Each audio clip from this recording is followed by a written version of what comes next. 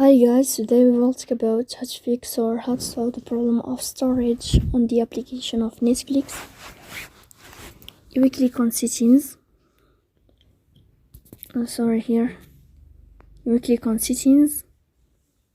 Then you can enter to apps, default apps, app settings.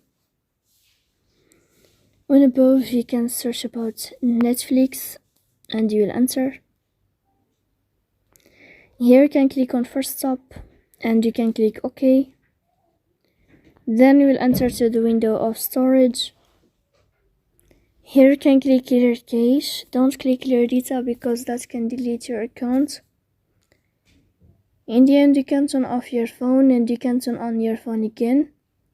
So please don't forget to support us by like and subscribe. See you next time in another video and thank you for your attention.